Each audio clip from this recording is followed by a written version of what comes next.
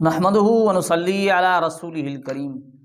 सामीन व नाज़रीन, जब कोई बंदा गैर मुक़ल्लिदीन के वसवसों में आता है और वो राह हक छोड़कर गैर मुक़ल्लिद हो जाता है, उलमा से बदज़न हो जाता है, सुलहा से बदज़न हो जाता है, अब वो गैर मुक़ल्लिद बन जाता है, आइम्मा मुज्तहिदीन को मानने के लिए तैयार नहीं, यानी उनकी तक़लीद को कबूल नहीं करता, तो ऐसा बंदा फिर लौटता जल्दी नहीं है। अक्सर तो यही होता है। मौलाना मोहम्मद अमीन सफदर ओकाड़ी साहब ने कहा कि गैर मुक़ल्लिदीन की मिसाल जली हुई रोटी की है, कब उसका इलाज नहीं इल्ला माशाअल्लाह। यूँ समझो कि अल्लाह जल्ल जलालहू की तरफ से कोई ख़ास रहमत हो उस बंदे पर, ताकि वो हक़ की तरफ लौटे और राय हक़ को कबूल करे और इस बात को तस्लीम करे कि भाई अपनी तरफ से दीन को समझना, अपनी तहक़ीक़ करना, ये गुमराही की तरफ जाना है। कि अल्लाह की कोई ख़ास रहमत किसी पर होती है तो उसके साथ ये मामला हो, तो फिर वो वापस लौटता है हक़ की तरफ। एक ऐसा ही शख्स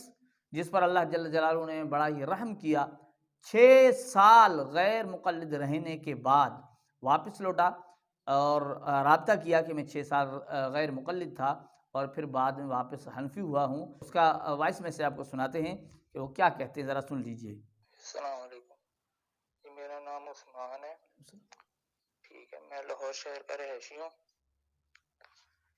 मैं अभी जब हनफी था शुरू में, तो इल्म ना होने की बुनियाद पर, इल्म में कमज़ोर होने की बुनियाद पर मैं गैर मुक़ल्लिद हुआ था। मेरे दोस्त ने एक मुझ पर मेहनत की थी, वो भी गैर मुक़ल्लिद था।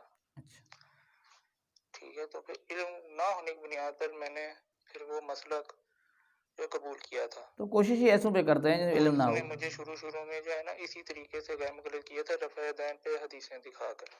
अच्छा, रफ़ुल यदैन पे हदीस ठीक है, पे। और रफ़अ दैन के सिलसिले मसले में मैंने जब हदीसें देखी हैं तो ज़ाहिर सी बात है, जिस बंदे के अंदर नबी पाक सल्लल्लाहु अलैहि वसल्लम की मोहब्बत यही होती है, बात उसके है, अंदर यही तड़प होती है, वो हदीस को देख के वो फिर उस पर अमल करने की कोशिश करता है। बिल्कुल।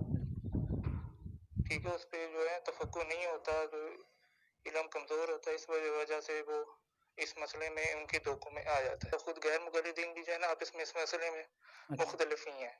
ठीक। कोई कहेगा कि करना चाहिए, कोई कहता है मुस्तहब है, कोई कहता है फ़र्ज़ है, कोई कहेगा वाजिब है। यानी इनमें इनकी तहकीक खुद इन सब की जो है ना एक जगह नहीं है।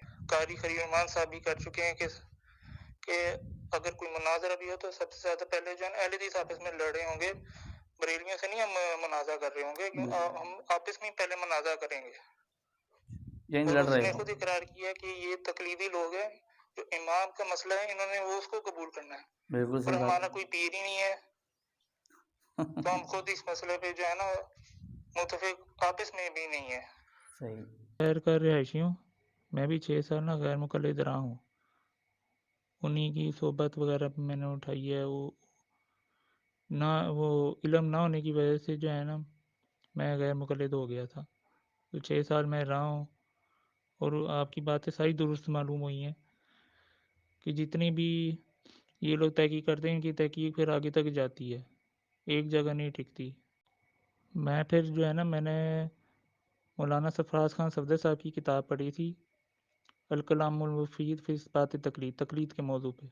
ठीक है, वो फिर मैंने सारे हवाला जात में क्रॉस वेरीफ़ाई किए थे। हवाला जात सारे दुरुस्त होने की वजह से जो है ना मैं वापस फिर हनफी हुआ। अल्हम्दुलिल्लाह मैं अल्लाह आप सब हामी और नासिर हो। अल्लाह सबका हामी और नासिर हो। तो नाज़रीन इकराम, ये वो भाई हैं जो 6 साल कहते हैं कि मैं गैर मुक़ल्लिद, कि 6 साल गैर मुक़ल्लिद होने के बाद अल्लाह ताला ने उसे वापस दोबारा हक़ की तरफ आने की तौफ़ीक़ अता फ़रमाई। तो बहुत ही कम खुशनसीब ऐसे होते हैं जो वापस आते हैं। तो इस भाई को मुबारकबाद देते हैं, अल्लाह ताला इसे इस्तिक़ामत अता फ़रमाए।